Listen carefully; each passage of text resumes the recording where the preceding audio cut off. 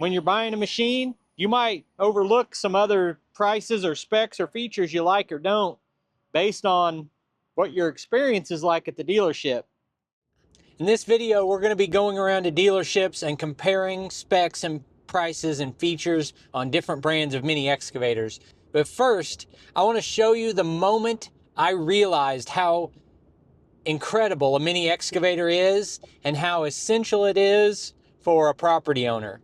I just had no idea the amount of work that you could get done with one until I rented this tiny little U35 3.5 ton Kubota mini excavator, and we had it for 1 week, and I completely reshaped my property really in that week.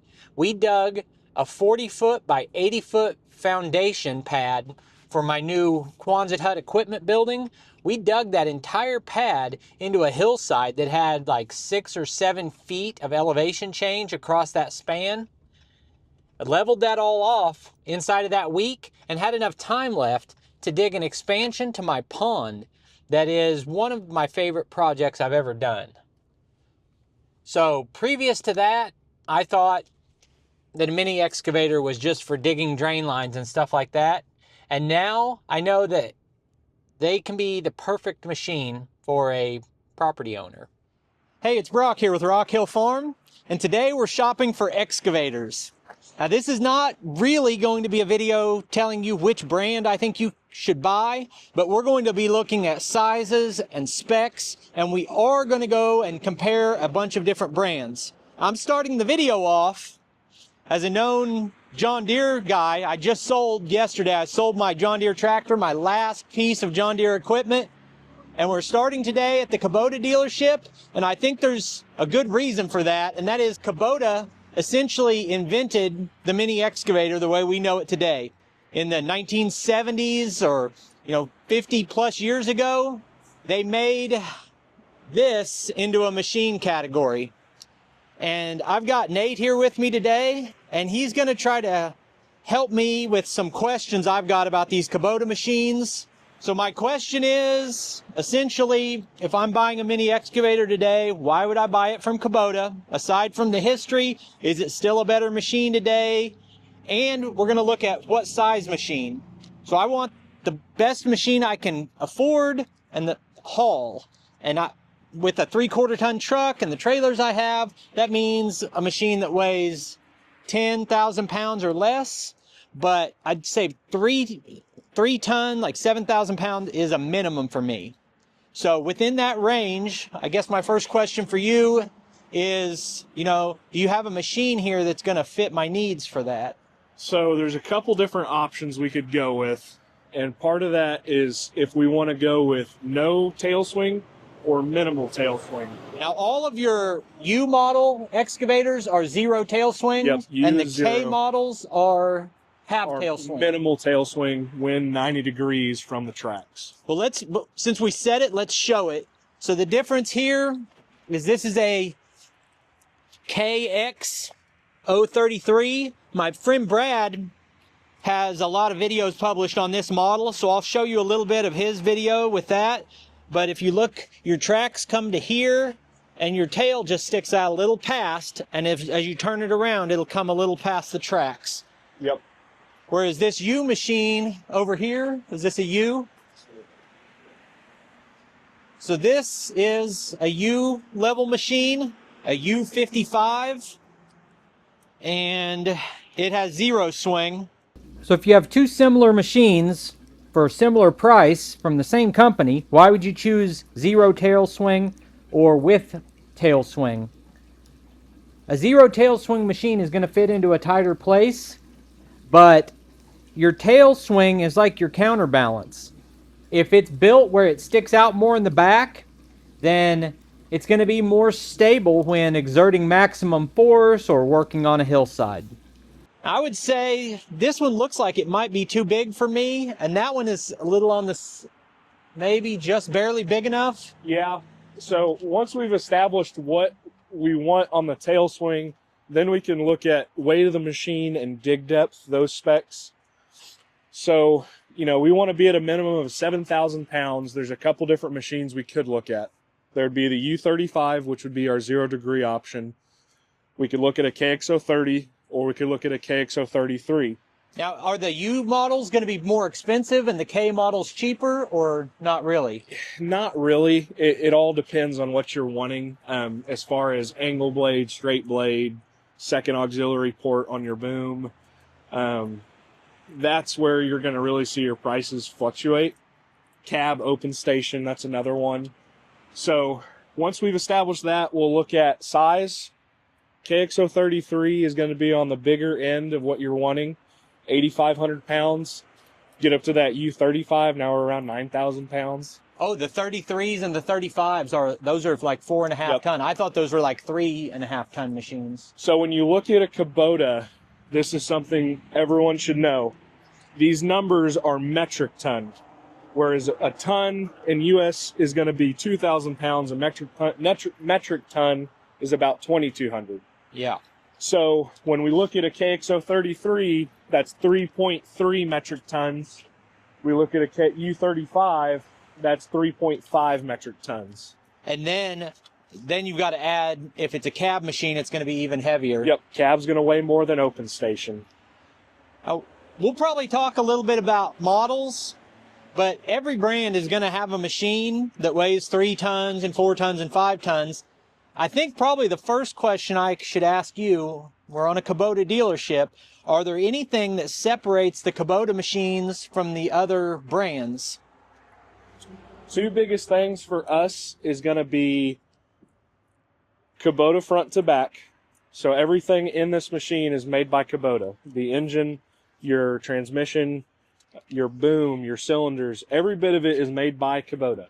So when it comes to service or parts, most of that stuff is going to come out of Kansas City. There's a manufacturer in Kansas City, a facility. That's where most of our machines come from. It's where most of our parts are going to come from. So parts availability is a big thing when you're looking at a construction piece.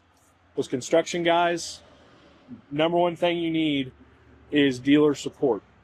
Second biggest thing for us is Kubota boasts a hydraulic over hydraulic system, and that has to do with your controls. So when we look at those controls, there's two kinds: hydraulic over hydraulic, electric over hydraulic. Bobcat, for example, is going to run an electric over hydraulic system. That electric over hydraulic system means that when I move this joystick, it is sending an electrical message to a hydraulic pump that is then moving my tracks or my boom.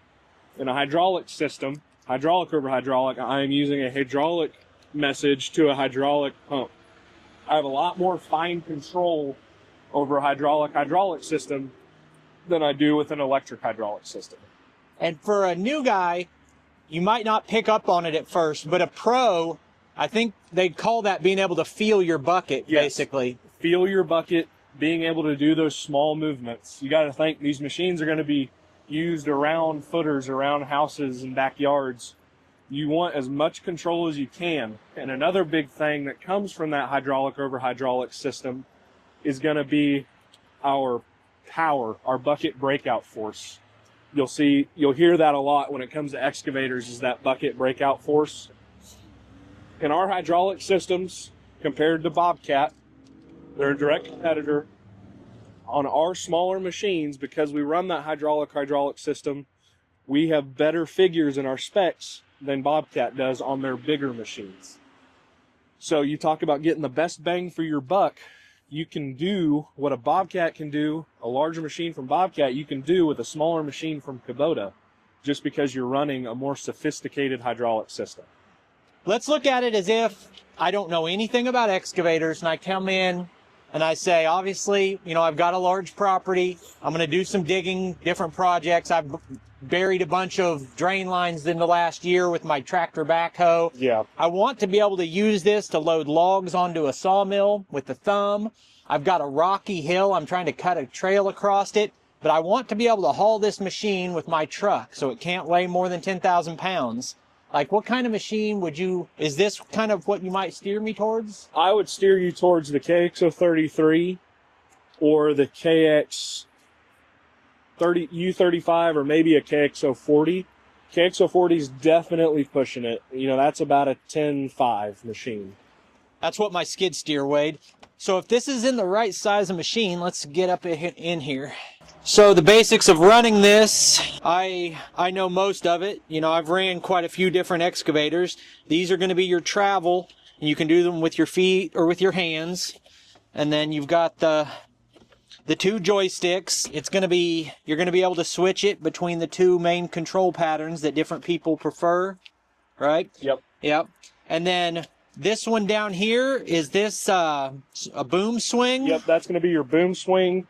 Throwing that either way. And then this will be your house, moving your whole house. Yep.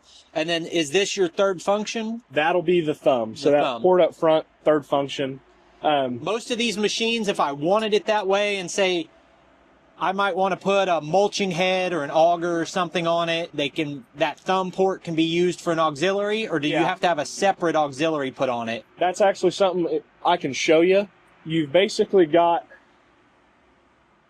a cylinder that you can turn, a diverter valve is what it'd be called, to open up one side or the other. So I can have my thumb plumbed into one side, and then I can plug in a mulching head and turn that diverter valve to change flow to the other valve.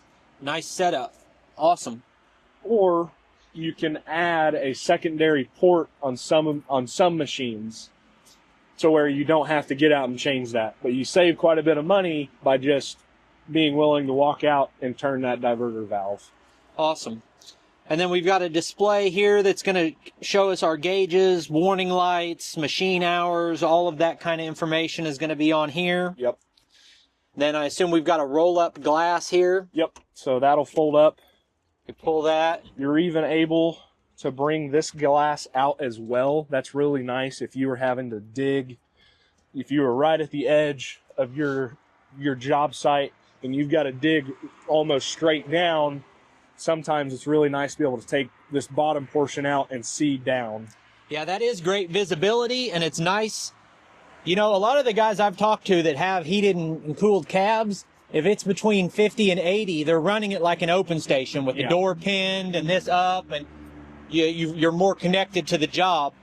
Anything else about basic operation I need to know? Two really big things on these is going to be, is your excavator a 2-speed transmission? That's pretty important in a lot of construction pieces, is do I have 2-speed capability? So on the back side of your blade control, you're going to have a little button that you can click to turn on your high speed or click to go back to your standard speed. Another thing is you'll see you've got this toggle switch on the blade control, whereas this would control your thumb. This one's going to control the angle of your blade because this is an angle blade machine. You'll sometimes hear it called a 4-way machine or 4-way blade. You've got up and down and you've got angled motion. Would you say that most of your customers who come in are after the open station or a heated and cooled cab? Most customers that come in are looking for a cab, surprisingly. It depends on how much you want to use a machine. If you're a guy that's going to be putting 1,000 hours on a machine a year or more, this is your office. Mm-hmm. So it's really important to you how comfortable your office is. And that's typically where we see the guys owning construction businesses or, you know, small plumbing or landscape. They want heated and AC because this is where they spend majority of their time. Would you say a lot of people are after that angle blade, and I'd say almost everyone wants the thumb? I would agree that just about every person that buys an excavator wants that thumb. It's kind of like buying a tractor without a loader. You lose about 50% of your workability. Another thing on that blade, that is something I see more so in guys that are going to be doing land excavation because they want to be able to do backfill, or if they're digging optic wire lines, you know, they're going to want to do some backfill. Plumbing, they're going to want to do some backfill. So that's more so just depending on what area of work you're doing. So at the end of my research, this would be my perfect machine from Kubota. If I wasn't really that worried about the price, I was just choosing the machine that I wanted. And you see it here pictured with a cab listed for $61,000, but that is not the price with the cab. That is your base open station price without any features added. And if I'm being honest, I don't see a lot of pricing difference between these brands. Whereas I've found tractor comparisons where the same model was $40,000 or $60,000 between two different brands. With excavators, you're not seeing a 30% difference, 40% difference. We're seeing just a few $1,000s difference in the price. Now that $61,000 machine, here you have the price with the cab and the hydraulic thumb, but only a straight blade. And that $61,000 goes up to $69,000. The machine you're going to see quoted later from Deere was $71,000. And I haven't got down to brass tacks on every little difference. Right now I'm making a generalized point about pricing between brands on excavators. Now if we take a look at some of the specs on this specific machine, you're seeing a 40 horsepower machine, and I'm going to focus on just a couple of things. One is the auxiliary hydraulic flow. This one is 17 gallons per minute. Then we have breakout force at 9,535 pounds. We've got travel speed at 3.1 miles per hour. And depending on the configuration, the machine weighs around 9,000 pounds. And all of the machines we're looking at will be in that range. I would also like to give Kubota credit for doing a better job than most brands at giving you prices on the machines at different configurations on their website, which saves you the time of spending an hour and a half getting a quote from the dealership. On their website, I was able to find a lot more specifications than what you see here. Really a detailed job of telling you a lot of things about the machine, about the swing speed of the boom, about how far above and below ground the blade will reach. But I couldn't find what seems like about the most important thing, which is the maximum dig depth and the maximum reach height for the boom on the excavator. Weird that those were not available pieces of information. So I'm really glad the salesman was willing to jump on camera with me, and I think there's a lot to like about these Kubota machines. Let's go look at some other brands. So now I've pulled up to the local Bobcat dealership here in Joplin, Missouri, and I've actually got a pretty good relationship with them because I came a half an inch from buying a Bobcat skid steer when I bought my John Deere. And since then, Bobcat has placed some short-term equipment loaners on my property for video reviews. So I'm going to go inside and try to get all of the information I can about these machines. But this will be a good one for comparison because I recently ran an E35 on my own property, got some real hands-on digging with it, and they have a full lineup of machines sitting here. So this is the E60. So this would be the size of machine that Adam from Hometown Acres has, 6 ton. To me, this would be the perfect machine for me to own if I didn't want to transport it. I don't want a bigger machine. I don't want a smaller machine. I want one this size, but there's 2 reasons I wouldn't get one this size that will probably override everything else I've said. Number one, a machine this size costs a lot more than a 3 ton. I mean, when you go 3.5, 4.5, you get up to 6, you really start getting into those big time prices. I've had some serious time in, I believe it was an E50 when I visited Capper Outdoors and he let me do some digging with his machine. The second reason that I wouldn't probably buy one this size is transport. I like to go out and do work for people, and this machine would be a little too heavy for my truck and trailer setup. With what I have, I can probably do a 5 ton, but that's the limit. I had a conversation with a couple buddies the other day about cab machines versus open station. And my friend was saying that he liked open station for visibility. And with a tractor, I can really see it. A cab tractor is awesome for what it's awesome for, but you lose some visibility and some ability to see what's, behind you and the area you're working in if you're in tight spaces. I still like a cab machine, but I can see the argument. With an excavator, I really don't. It's so wide open. Your visibility is so good. Like, my ability to see down here is not changed by the fact this has a door. Now, getting in and out means I have to open the door. And so that's a little bit of a hassle if you're constantly on and off your machine. But all of these doors, you can swing them open and they will clip stationary in the open position, tucked up against the cab. And at that point, it's as if you had an open station. You roll this glass up, you open that window, you keep the door swung, and you're not backing up with an excavator a lot and trying to see what's behind your tracks. That's not how you run one. Mainly, most of the time, you're going to do more turning around and driving forward with your visibility, just driving the machine that way, facing that way, rather than backing up. So I don't consider visibility to be a big difference maker on the decision. For me, heat and air are awesome when you need them, and it's all about, are you willing to pay the price for the comfort? One nice thing about this machine is the amount of room that you have in here. Now, I didn't record it, but yesterday I was in a much smaller excavator. It was still a 4-ton, but the front of the cab was right here. Like, I had to sit all the way back and my knees were almost touching this. Like, that was really cramped. Now here, you can see we've got this awesome control system. One thing that really stood out to me about Bobcat with the skid steer is they have the nicest, most integrative display systems that tell you more about the machine than any other machines I've ever been in. When you're looking at skid steer, you've got such a nice menu system and level of control and level of information provided to you on the Bobcat machines more than any other.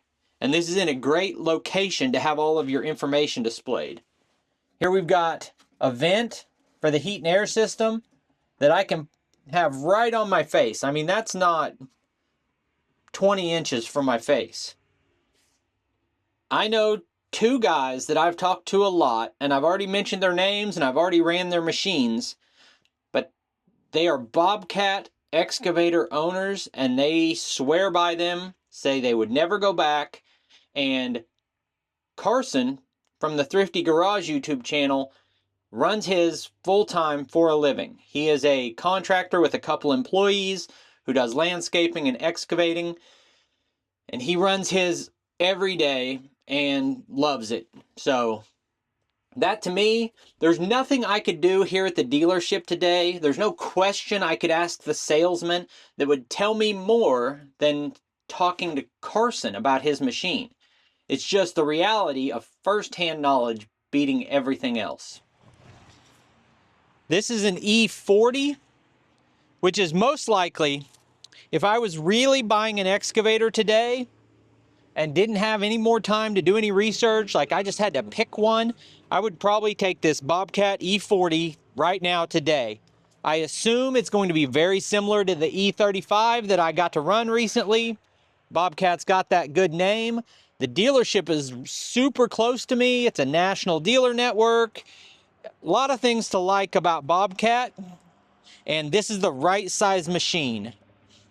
Assuming that is 40 metric tons, that makes it about an 8,500 pound machine. This looks like it is a 0 tail swing, which is preferable. So I'm going to go inside, see if I can get some pricing on the 38 through the 50 models, 35 through 50 models, and be back with an update.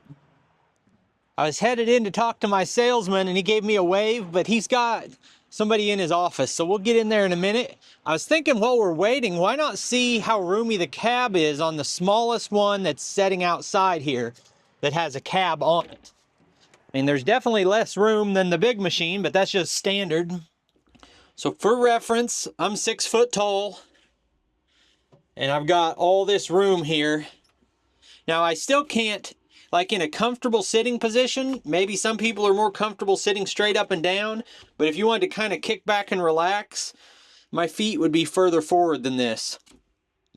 But for the size of machine that I'm in, I don't think it's a small cab. I think it's pretty good. Got a world of height up here for a tall guy. We still have a really nice display here. This is very ergonomic, the way it sets up to put my arm on here and work the machine from here. Same on this side. Everything feels ergonomic. Very comfortable operation here. I'm guessing this is third function, but I'm not certain of that. Heat and air controls are down here. We got the radio over there. Sitting in this, it doesn't, I was thinking this size machine was too small. This is going to weigh like 5,000 pounds. I was thinking that was too small, but it doesn't feel that small sitting in it. Like when I look at where the boom will reach from here, that's still a big step up from a tractor backhoe. The next time I get an excavator on my property, which is going to be very soon, I'm going to do a comparison kind of between an excavator and a tractor backhoe for what you're getting in terms of value for the cost of that tractor backhoe if you already have the tractor, the amount of reach you have, and then the obvious benefit of being able to swing this thing around without moving the tracks. With Kubota, you have some of their machines are zero tail swing and some aren't. I was about to say all of these are zero tail swing, but it's really close on this one. That E60 we just looked at would be just like the Kubota K series. Now I don't know if anything about the model number tells you which ones are zero swing. So one thing everybody's always concerned about is serviceability. You have a locking back gate here, so you can lock this up if you're worried about anyone messing with your machines. Then here you've got access to like your air filter, your oil filter, and this is where you check your engine oil, fill your engine oil. And here's access to like your fuel filters and your hydraulic system. The dealership was kind of telling me that this machine is going to have more digging power, but maybe not as much speed compared to any other machine. But it's going to be a strong unit and it's never going to overheat. And they pointed out kind of the way they route their hydraulics, where there's no elbows or unnecessary fittings. Everything's basically run straight, and it reduces the amount of friction and heat on the system. So I just took about an hour inside talking to the salesman, telling him what I was looking for, and what if I was buying a machine today, which obviously I'm not. I said I'd probably get the E40 or the E50. He said E48, because the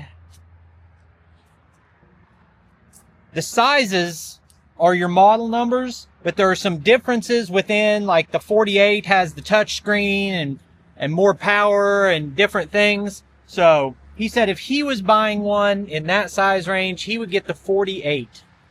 Now I'm going to show you pricing for all of these different models, and pricing varies and you can add features and that changes the pricing.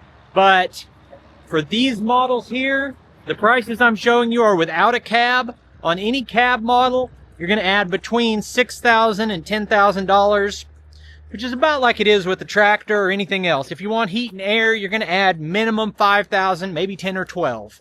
So just keep that in mind when you look at these prices.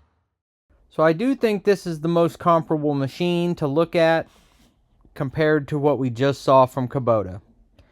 Its starting price is $3,000 more. Now I can't say 100% what's included in that price, but I know that once you add the cab, it's going to go up by several $1,000s.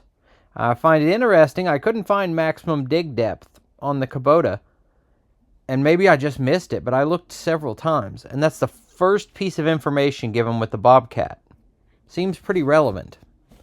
Now, as far as the same things we were looking at before, we had a bucket digging force of 7,200 pounds, which is quite a bit less than the breakout force of the Kubota. I assume those are being measured the same. It also gives you a maximum dump height of 146 inches, but I don't have anything to compare that to. Travel speed is almost exactly the same. Hydraulic flow is almost exactly the same, within just a few decimal points. The website will give you pricing on all of their machines until you add all the features. If you want to build it out with all of the features, it's going to create a quote for you and email the salesman exactly what you're looking for, and then he'll get you a price that is specific to your area, which is how a lot of dealers work when you really want to quote. All right, so now we're out here at the John Deere dealership, and this specific Heritage Tractor branch, I bought $180,000 of John Deere equipment from this branch in the last 5 years. And as I said earlier, I just sold the last piece of it, waiting on the funds to come through. But I now, the only John Deere equipment I own is a 1941 John Deere A. Something about it, you know, I've given all my criticisms of John Deere and why I, you know, might not buy another machine from them. Like, I don't know if it's the color, the name, the logo, what it is, but also that 325G was a fantastic machine. I absolutely loved it, never had a single problem with it. And the tractors are great too. They're just too expensive. Now, with the tractors, I think there's a pricing problem for John Deere, but not for the construction equipment. From what I've seen, and we're going to go into it and verify that and put some numbers on the screen as we go through this, but I think the variance on a percentage basis, I think the variance in pricing between construction equipment is much smaller than the variance in pricing on tractors. Now, I'm having a problem trying to review these John Deere excavators because none of the John Deere dealerships within a 2-hour drive of me have more than one machine. I just had the dealership look into, you know, how far would I have to drive to find a row of these excavators lined up that I could compare, and none of them do.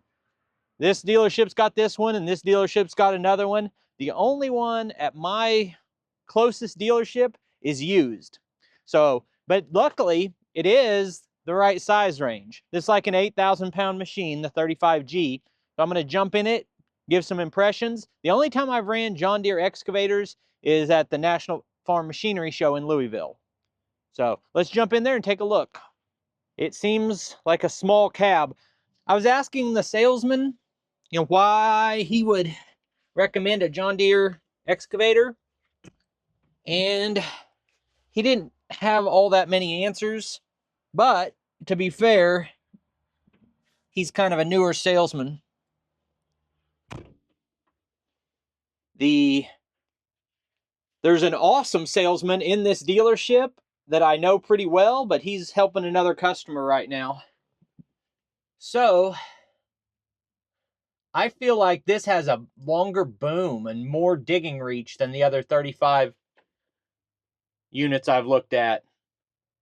It really does. I think the boom might be about the same, but I think that's a long reach stick on it. Maybe I'll see if I can find the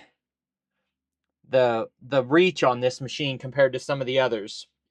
Everything else we went through, the questions, all had similar answers about, you know, reasons to like this machine. This unit right here, the 35G, he priced to me right now at $71,000, but it's no longer a 35G. It has been for a long time. Now they have a 35P. So some of the John Deere excavators will have a G and some will have a P. The 35 size is now only available in a P. One interesting feature that I didn't talk to the other dealerships about, but I think a lot of them have, is the geo tracking settings and the time and the user settings. Or you can set this machine, like if you're on a job and you're leaving your equipment there, because if you're on a job that takes a month, then your machine has to stay there. Even for me, like if I'm gonna get a bunch of free logs off of a property and it's going to take me a week, and I set the machine out there, I can set that machine where it will not operate after 5 p.m. or where it will not operate outside of a geofence. So basically, if you wanted to steal it, once you left the property, it wouldn't run. And that's kind of a cool feature. And it makes it harder to steal a machine that you can't drive up onto a trailer. Because wouldn't exactly be a high-speed chase to run from the cops in an excavator. I would say this cab might be a little bit smaller. Now, he told me that he felt like their cabs were bigger, so I'm not sure. Let's see. All of these are going to have that same roll-up door. And that guy's hard to move.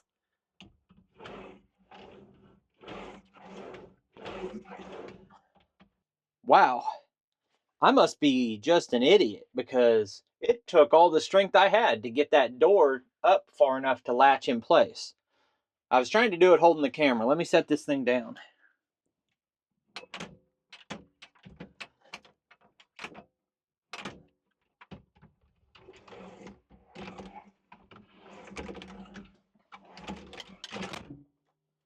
Let's just pretend that didn't happen and say that I'm not smart enough to roll up the door.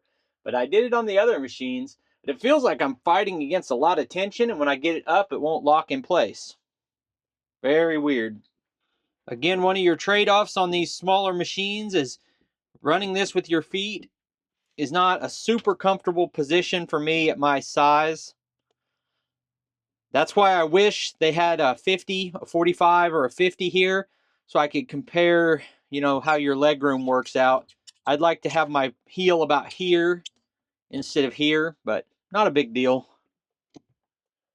Here you've got your two control patterns, the backhoe pattern and the excavator pattern. I only am comfortable with the backhoe pattern, so I hope any machine is going to have the ability to switch. And I think at this point they do all have that ability.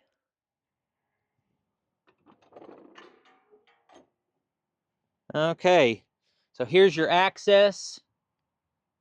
Everything is accessible from here. Fuel filter, oil fill, air filter.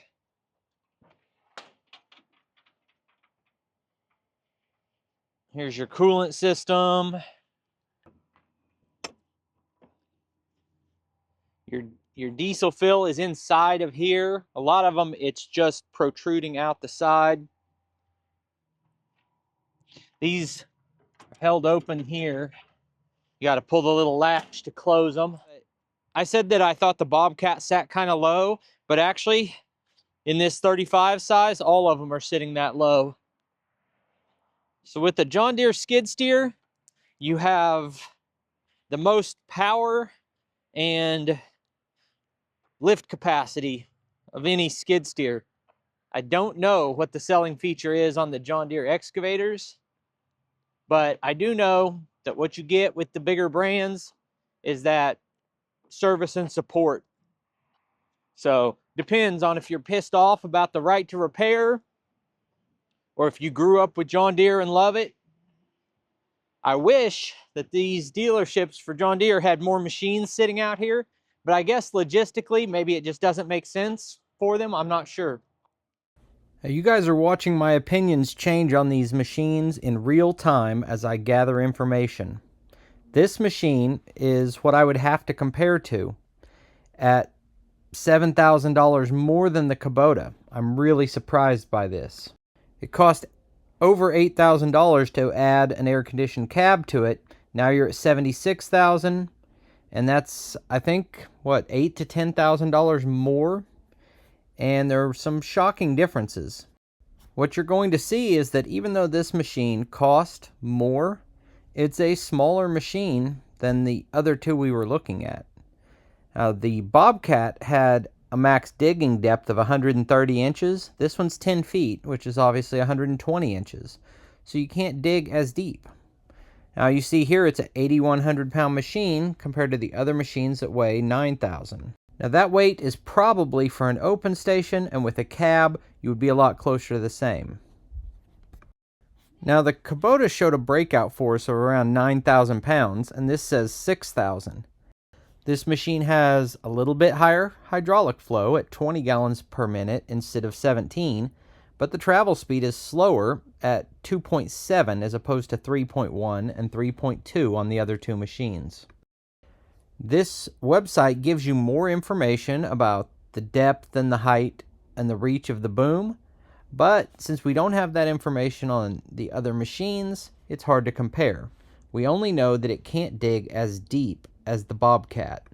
Now the big shocker to me is that this is a 23 horsepower Yanmar engine, and I've always noticed that excavators have smaller horsepower engines than what you would expect for a machine that size. But the Kubota had a 40 horsepower Kubota engine.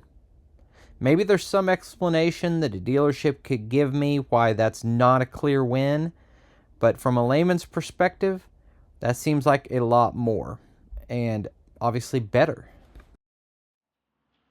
My experience today at these dealerships is, I would say, really relevant, because it's really important what it is like for you dealing with your local dealership. And my commentary on the dealership I'm at today is no real reflection on the company or the experience you might have. I'm just telling you what I see. So I told you guys that when I bought my skid steer, I was close to buying a Bobcat. So the way that played out is I visited Bobcat first and I was sold and I almost was ready to buy. And I thought, no, Cat and Deere and Kubota deserve my time. And I visited those next. And in the end, I came really close to buying the Cat too. The price was comparable, but it's a very weird feeling coming to this dealership. It seems as if they don't want you here. And like the guy I just spoke to inside was really friendly, but he gave me a business card and told me that I could call the person on that business card and they would meet me here to talk about the machines. And so it wasn't unfriendly, but it's kind of like this behind me. The machines are kept behind this fencing, and it's not a welcoming feel to be here. When you go inside, it feels kind of like if you were visiting someone at the local jail and you had to get through security and stuff.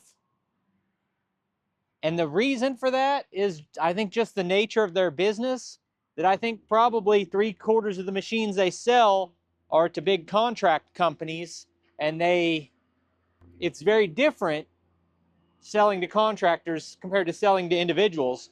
But Deere and Bobcat sell to big contracting companies also. So I don't know if I'm allowed to come in here.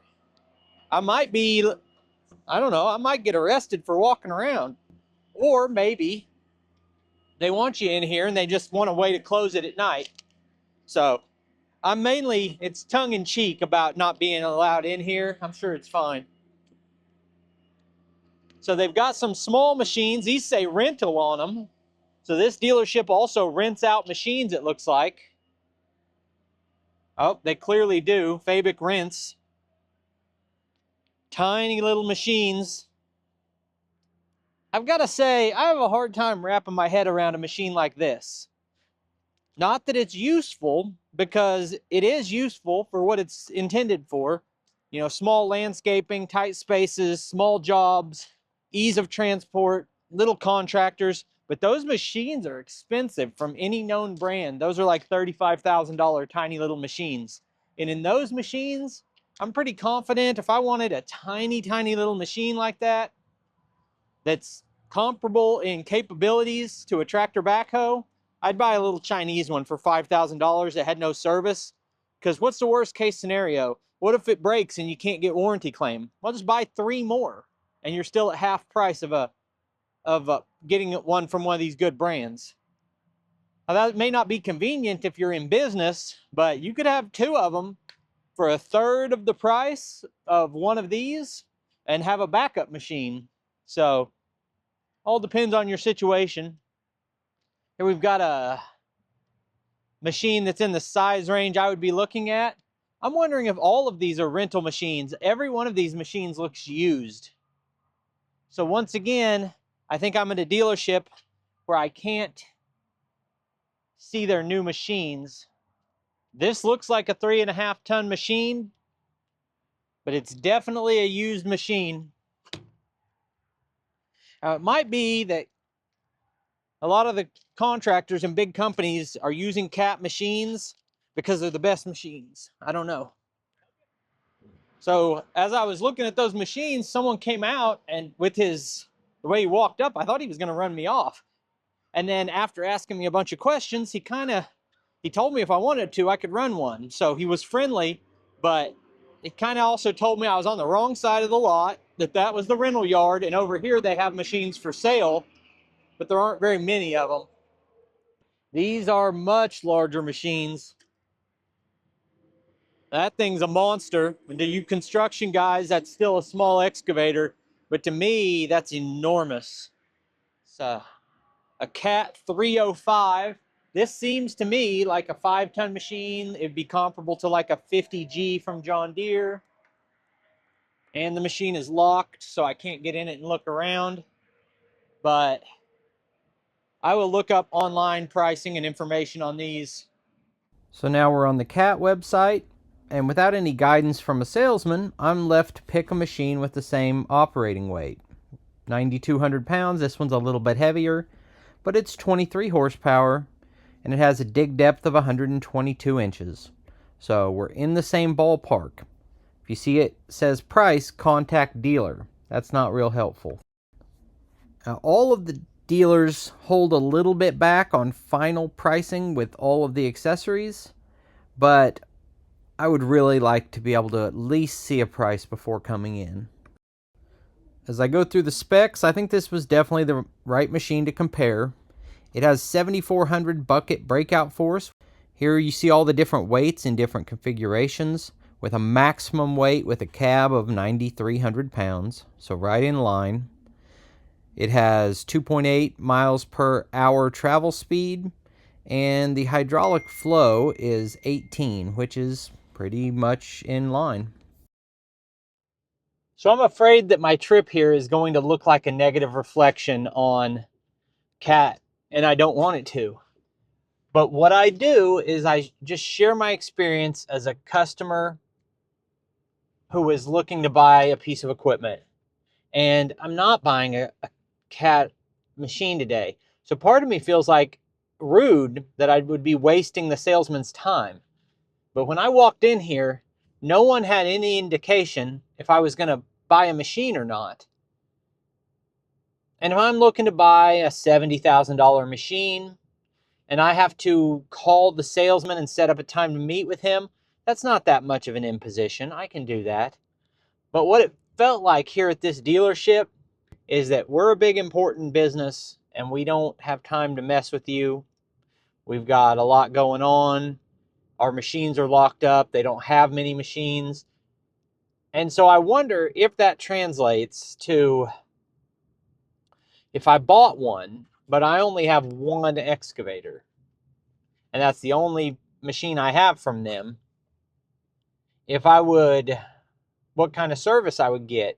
And I have no way to know that, or no reason to speculate on it. It's not really fair for me to, but if I'm spending $70,000 of my money, I would ask myself, after leaving this dealership, I would ask myself, how much do they care about having me as a customer? The way it is, everything's isolated off, and they've got liability. They don't want people just out there messing with their machines, but it's a very, very different feel going to the Cat dealership. So if any of you guys own a Cat skid steer or excavator or any of their equipment, tell me what your experience is like talking to the dealership. I mean, what has your after sales support been like? Now I'm at a dealership I've done business with before. This is S&H Farm Supply. They sell New Holland, which, if you're not familiar with New Holland construction equipment, it's going to be very similar to Case equipment, because Case and New Holland are the same company in 2024, and they sell separate lines at separate dealerships in some instances, but it's going to be the same machine. Now here we've got their other line they sell, which is the JCB. This one is a 55Z-1, and this is an E37C. Now before I get in these and start poking around, I'm going to go inside the dealership, see if they've got any information on them. I had a nice conversation with the salesman in here. He remembered me from when I picked up my Rhino Ag brush cutter here. Really nice guy. Had some information. Didn't try to push their units. You know, I like honesty. And my true opinion on a lot of these excavators is that an excavator is an excavator. And you're choosing a size and a price and a dealership. And that's kind of what he told me, that there's nothing dramatic about it. An excavator has a simple job to do. Actually, the only surprise I found with New Holland is that this dealership hardly ever does hydraulic thumbs. He says they sell a lot of mechanical thumbs. And I have a mechanical thumb on my tractor backhoe, and I wish it was hydraulic. So I kind of wonder why. Kubota says they sell mostly hydraulic thumbs. They order the machines with them. New Holland isn't. Is there a reason? I don't know. So let me know if you have experience running an excavator. Have you ever used a mechanical thumb? Do you think it's just almost as good, or what do you think on it? Then we've got the JCB. Now for these brands on the JCB, I'm going to be sharing information on the smallest one they make, which is a 45Z-1.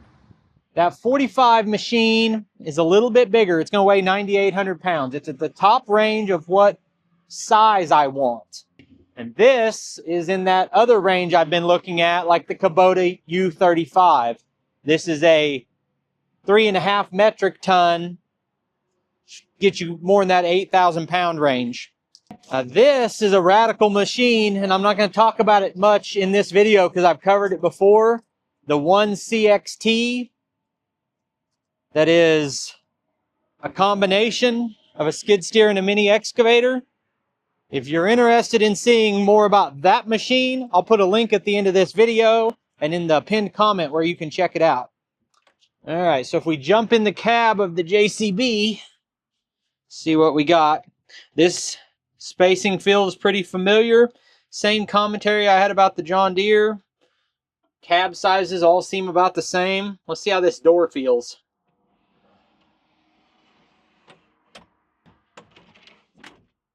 Little things like opening and closing that, it's super smooth, lightweight, clicks in, clicks out.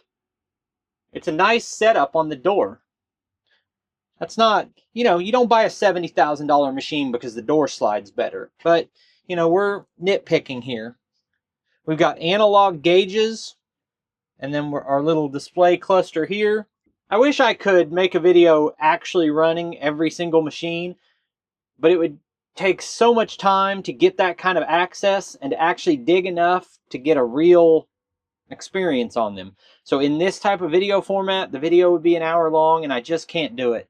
At the Equip Expo, I've done videos running most of these machines, but even then, or at the National Farm Machinery Show, I've done those videos, but even then, you only have so much time to run the machines. And to really have an opinion on a machine, you need to put hundreds of hours on it. Even my tractor, I've got 150 hours on it.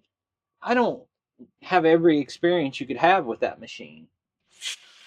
It is definitely relevant, you know, trying to find out, do all these machines give you that same tactile feel back on the boom that the Kubota salesman was talking about? So once I go online, I see different model options than the brochure I had that might have been outdated.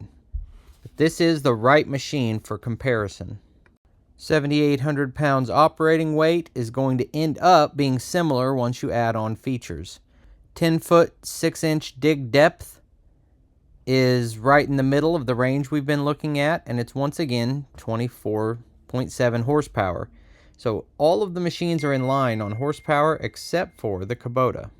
The brochure that I brought home doesn't have this model in it, and to get the specs emailed to me, I have to put in all my information, and then I'll be getting a sales call the next day. So we have the basic information here, but missing a few numbers we have on the other machines. Now for the New Holland. Now again, this is going to be the same machine as a case. 99% the same. And I would say this has the smallest, the tightest cab to climb in and out of. Like the gap that you're passing through right here is tight. Let's open the window. All the controls on these machines are just so very similar. There's not a lot of variation in how you operate one, which is a good thing. If you're a guy who runs equipment all the time, you don't want a new learning curve every time you get in a machine. You want to be able to say, if you've ran any mini excavator, you can run any other mini excavator without trying to learn anything. I also think visibility is really similar on most mini excavators, but this one probably has a little bit less. Your air conditioner control box, and this is probably actually the components of your air conditioner, are kind of blocking your view out the back. But as I said before, how much time do you spend looking backward to drive backward? So basically what I would say is this is a little bit smaller cab, just the way it feels to me. I had a conversation about pricing with this salesman, and what he told me was that the pricing was in line with like the Kubota unit, but I don't have detailed numbers. He said he was going to email those to me, but I don't have them yet. Now, this E37C would definitely be the right machine to look at. 24 horsepower, 8,300 pounds operating weight with a cab. Maximum dig depth is 10 foot 3 inches. This machine has good breakout force on the bucket, and the arm tear out number is about the same. The travel speed is the slowest of any machine we've looked at.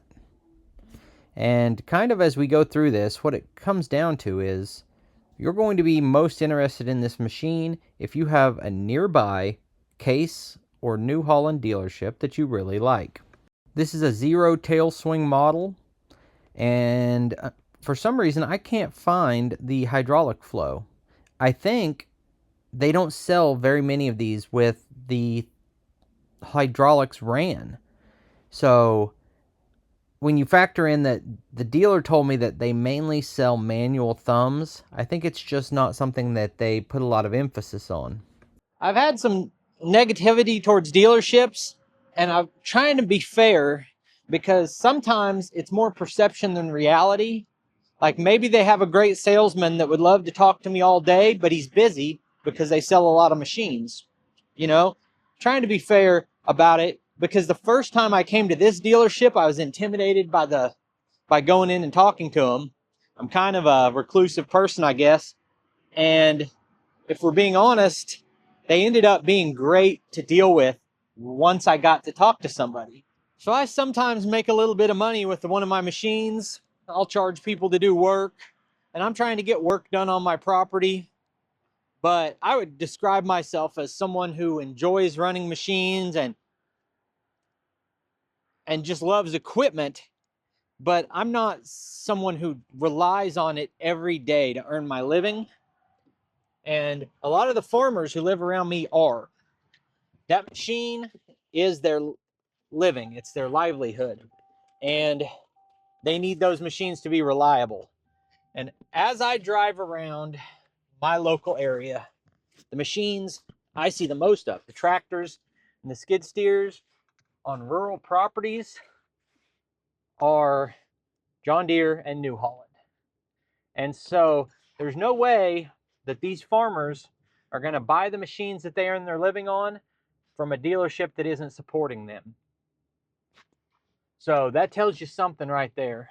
Where I think where New Holland shines, from what I've seen, is that utility tractor. I haven't been as excited about their compact tractors, but in the utility tractor range, like that Workmaster 55 I had at the house, that would be a machine that I would actually buy if I needed say a 70 horsepower tractor. So if I was going to buy a machine today, which one would I buy? Well, I thought this video was going to be talking about how to choose between different features and different brands and looking at pricing. But what this has turned into is a referendum on the dealerships. And I would definitely buy the Kubota or the Bobcat, because I think all 4 brands I looked at make a good machine, but 2 of the brands acted like they wanted to sell me a machine. And if I was a dealership and I owned a dealership and I was watching this video, I would really think about how I approach the customer. Because if I'm a homeowner and I'm not a contractor and I want an excavator for my property, it's a little intimidating trying to even approach the dealership and not knowing if you know what questions to ask. And that cat dealership would leave me thinking that they didn't want me as a customer. And I guarantee that's not true. But it's just how it felt. And that feeling you get from your dealership affects your buying decisions a lot. So, it is what it is.